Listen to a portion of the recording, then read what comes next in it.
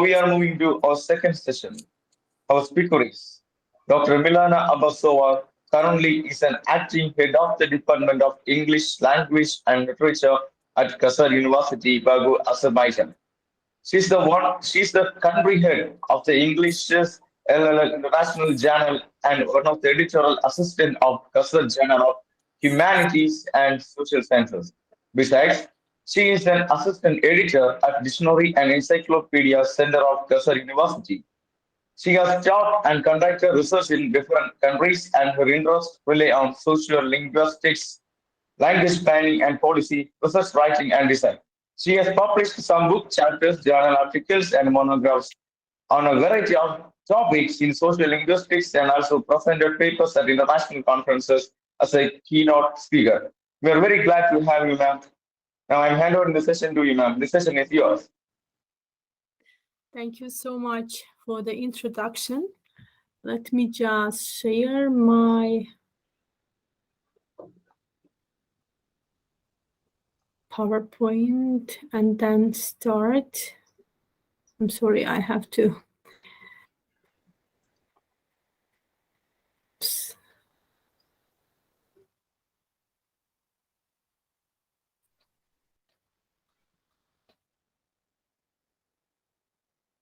Is it visible? Yes, ma'am. Okay, very good. So thanks a lot for the introduction again. It's my honor and pleasure to be invited to this academic get-together and act as a proud resource person. I highly appreciate the opportunity bestowed on me to share a sort of knowledge on research writing and the strategies of writing. And I thank the organizers for this opportunity, the organizers Lavender Literary Club, Cape Comorin Trust, and Malaysian Industrial Relations and Human Resource Association. The topic that I'm going to talk about today is the strategies of choosing a right research topic. So choosing a research topic is the most challenging part, as you all know, part of any research work, as it is the foundation point of the study, and the ability to develop a good research topic is an important skill. If one does not choose an appropriate topic, research topic, the probability of being rejected or leaving the work unfinished will be high. Furthermore, he or she will be off-road as will not know how to and where to take the direction. And for example, some students or researchers spend an immense amount of time on searching for the topic. Today we will have a step-by-step guide how to choose the most appropriate research topic. So the first step is designing in research topic is deciding what to study. Researchers choose the topics that they study in a variety of ways, and their decisions are necessarily influenced by several factors. So, for example, choosing a research topic will be largely influenced by the scientific field within which the researcher works. As we all know, the science is a broad term, right? That bears numerous specialities and diverse areas of study, such as linguistics, literature, Your engineering. slide is not shared, ma'am. Sorry? The Your slides are slide is not not shared. opening. Oh, really? Right. I thought I'm sharing them. I'm sorry. Up. Let me just start again. Let's do it this way. I'm sorry, I thought. Let's.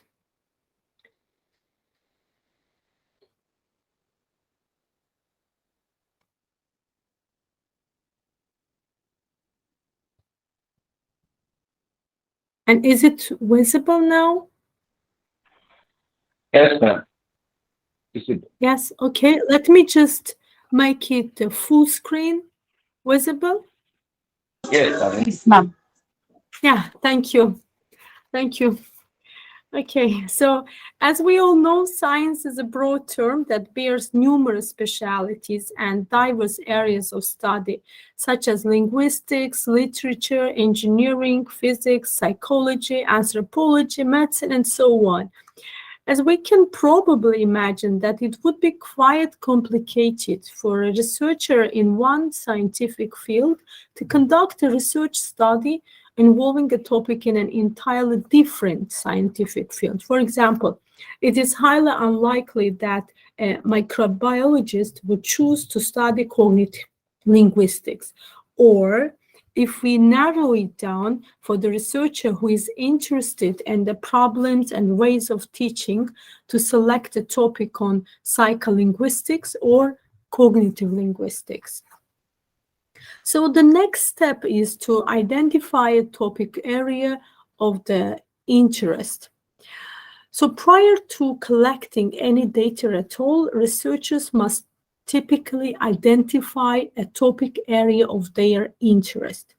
No other person would choose a topic for you, I mean, for the researchers. You, as a researcher, should consider, see it yourself. Many researchers entered their chosen fields of study with long standing interest in those particular fields. For example, a linguist may have decided to become a researcher because of a long-standing interest in what diversity the modern technologies impact the language change. For other researchers, they may have entered their chosen fields of study with specific interests and then perhaps refined those interests over the course of their careers. So I would love to know your areas of interest. You can text in the chat box if you want to share with us. Yeah. So regardless of whether researchers enter their chosen fields with specific interests or develop new interests as they go along, many researchers become interested in particular research ideas just simply by observing the world around them. Observation is an essential component in deciding on the research topic. In this sense, observation refers to two distinct concepts. They are being aware of the world around us and making careful measurements. Observations of the world around us often give rise to the questions that are addressed through scientific research. For example, the Newtonian observation that apples fall from trees stimulated much research into the effects of gravity. Therefore, a keen eye to your surroundings can often provide you with many ideas for research studies. Let me give a sample from our own perspective. Imagine that a teacher, English teacher, observes code switching from one language to another in EFL classes in Azerbaijan, and wants to know whether the same issue happens in the EFL classes in India or not. So the researcher develops a topic like a comparative study of the code switching in English classes in primary schools in India and Azerbaijan. After having any idea regarding the topic, we step forward the next process of making a list of useful keywords. You will often begin with the word develop or a more focused interest in an aspect of something relating to that word. Then begin to have questions about the topic. First, what we're going to do is look for words that best describe your topic. Then look for them when reading encyclopedia, articles, and backgrounds and general information. Find broader and narrower terms, synonyms, key concepts for keywords to widen your search capabilities. Make note of these words and use them later when searching databases and catalog. Possible and most suitable keywords for the topic mentioned are code switching, English classes, changing codes, etc.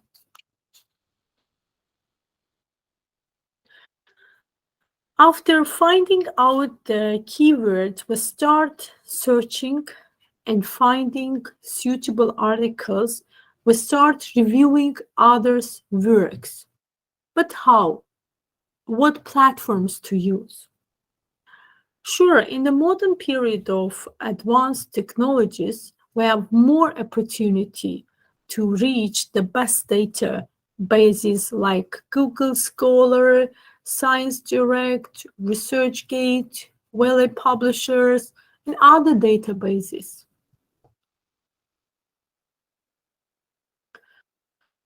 Researchers may attempt to replicate the results obtained by the other researchers, or perhaps extend the findings of the previous research to different populations or settings.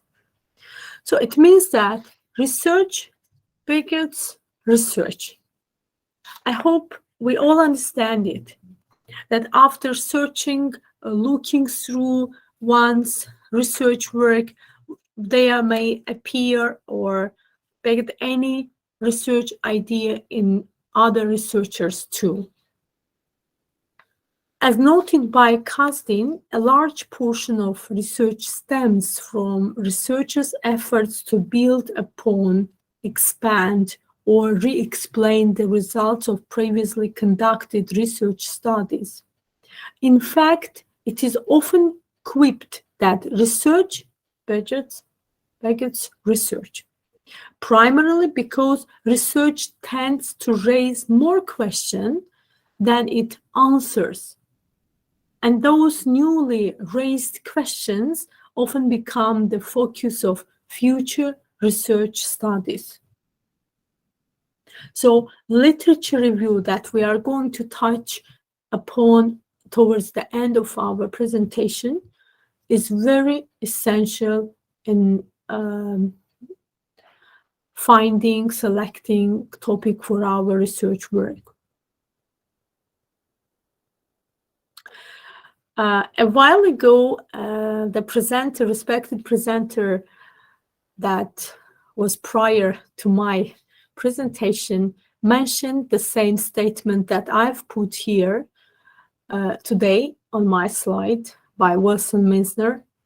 If you steal from one author, it is plagiarism. If you steal from many, it is research. Actually, this quote was made just for maybe for some people it seems funny, but in reality, to be honest, it is the issue that is always should be stressed, and it is the reality of the research work that people do. I mean, the researchers conduct. For example, what is the truth about this statement? Imagine that you are supposed to gather information from lots of papers written by other people. What we do, we put them all together. In the case we do not show or cite the real author, in that case, it may be called or referred as a plagiarism. But if we cite, if we mention, if we, after mentioning, citing, we put our own ideas forward, in that case, we cannot consider it like plagiarism. It is like a replication and at the same time, like giving a birth to a new research work.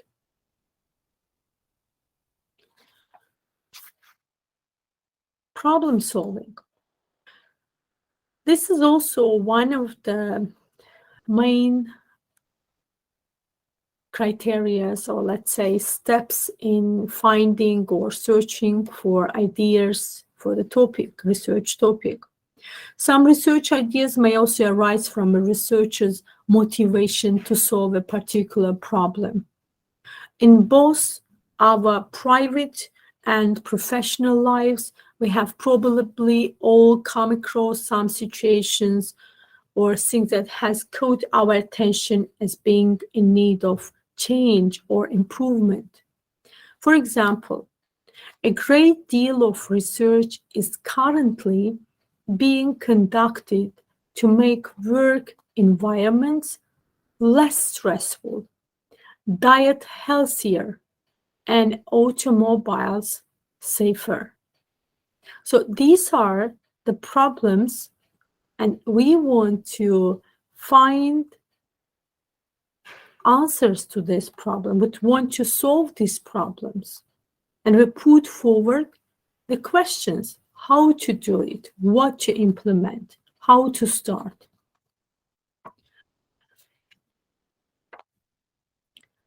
Formulating a thesis statement is also very important. What we're going to do right now, imagine that you have any idea for your research topic and write your topic as a thesis statement. This may be the answer to your research question and or a way to clearly state the purpose of your research. Your thesis statement will usually be 1 or 2 sentences that states precisely what is to be answered, proven, or what you will inform your audience about your topic. The development of a thesis assumes there is a sufficient evidence to support the thesis statement. For example, a thesis statement could be, in my case, a grammatical deficit of Broca's aphasics. It is the name of a disease. And when it comes to grammatical deficit, it is a broader notion, right? We don't know in what way, in what structure, in what part of grammar we mean, what part of grammar we mean mainly, want to mention. So we should narrow it down. It should be narrowed down. And if we narrow down the idea of the focused research question, will be, first research question is going to be, how does Broca's aphasics influence speech of the monolingual people? So this is the research question. When it comes to the narrowed down idea, the focused research question will be, what are the grammatical manifestations of Broca's aphasia in Azerbaijani monolingual patients? The title of your paper may not be exactly the same as your research question. So it's not important for the title to be the same.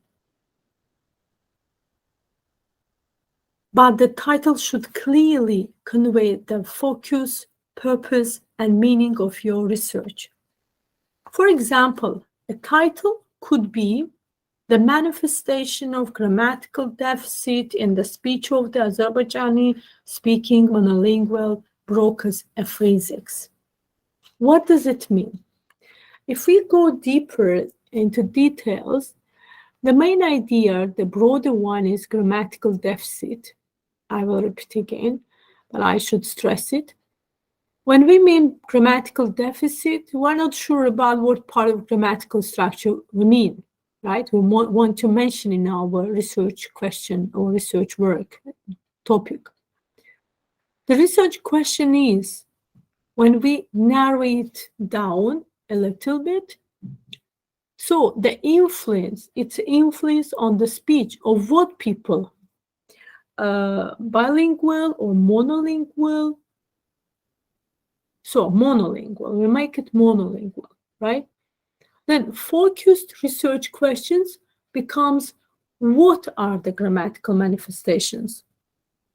And what is the population? They are the patients, right, from Azerbaijan, and monolingual ones. So the same, we can make, we can make these kind of studies as a comparative one.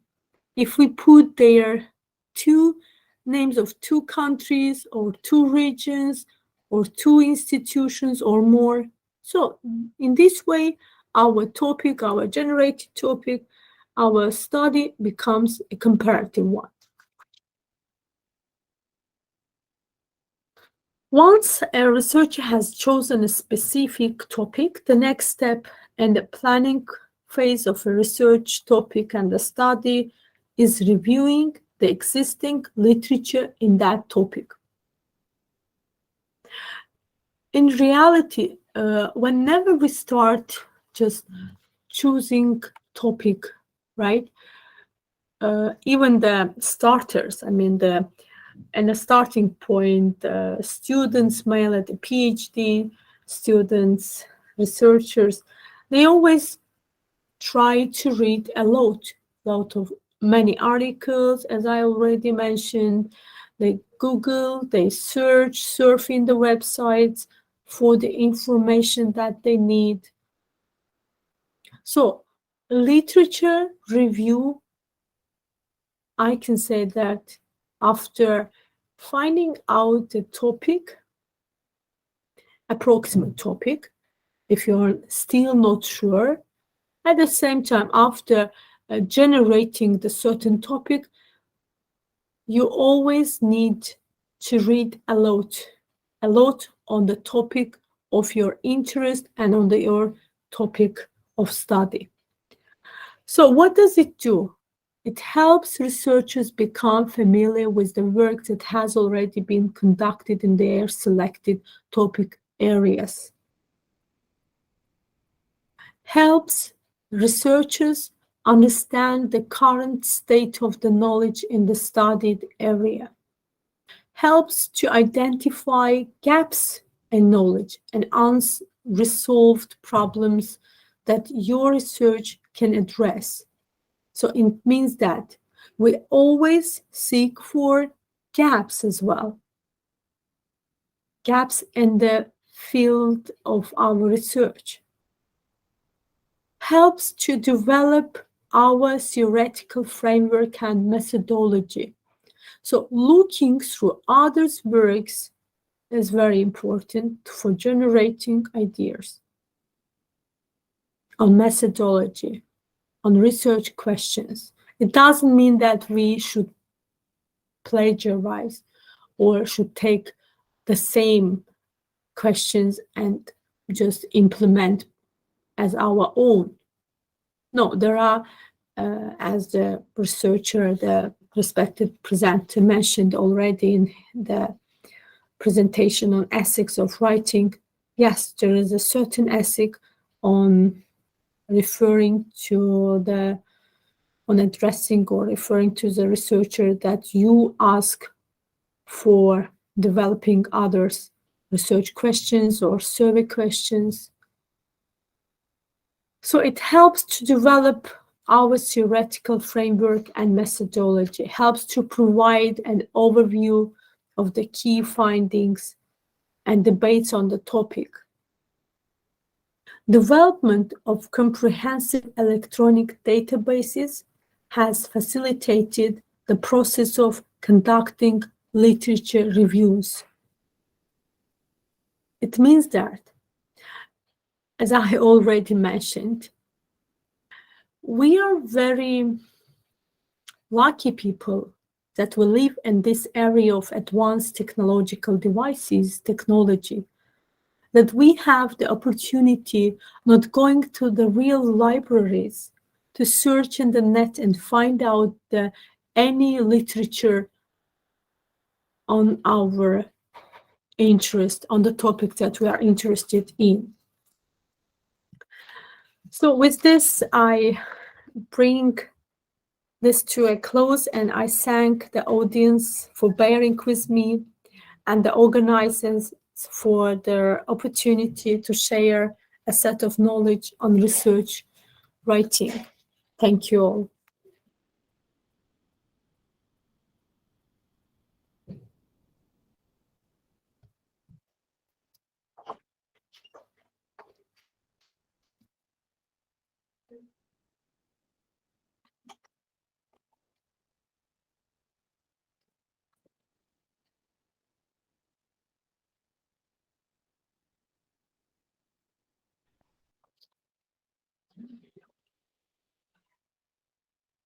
Dear participants, if you have any questions, you can ask. May I, ma'am? Sure, please. Actually, my research topic is based on post-pandemic. When I complete my research, won't that topic be outdated one?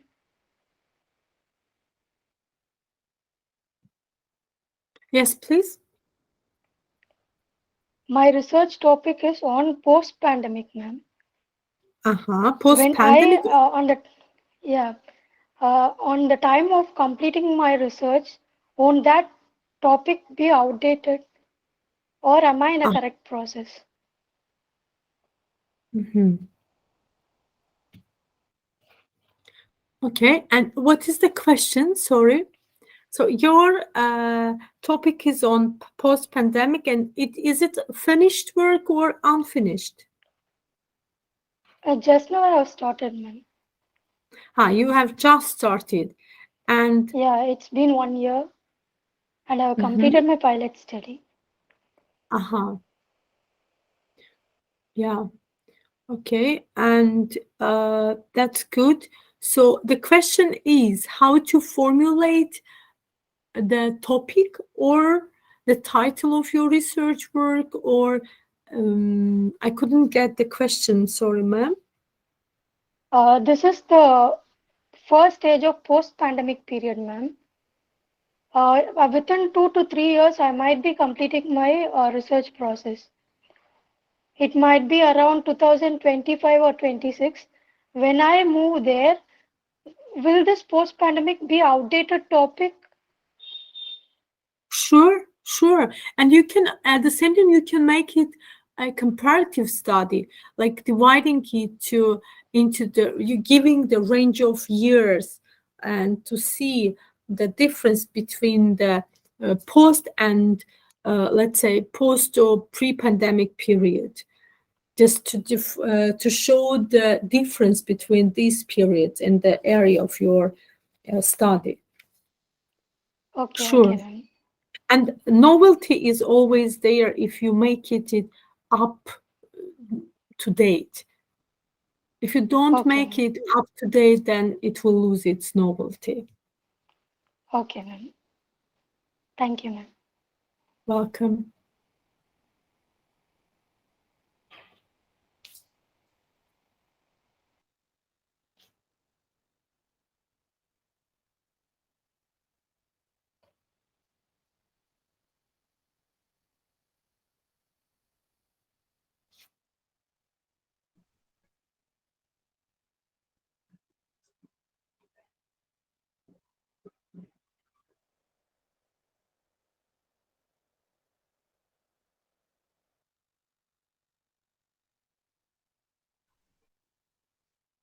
Dear participants, if you have any questions, you can ask.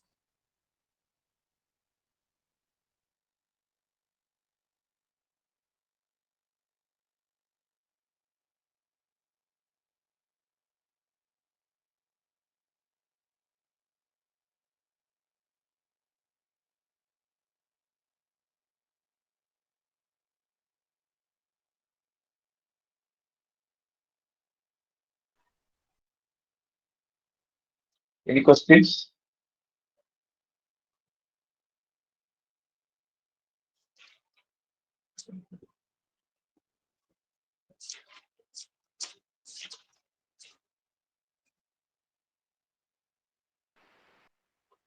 Ma'am, can I get your contact detail or mail ID, ma'am? Sure, ma'am, sure. You can get my contact from the organizers of the event. Sure. Okay, thank you.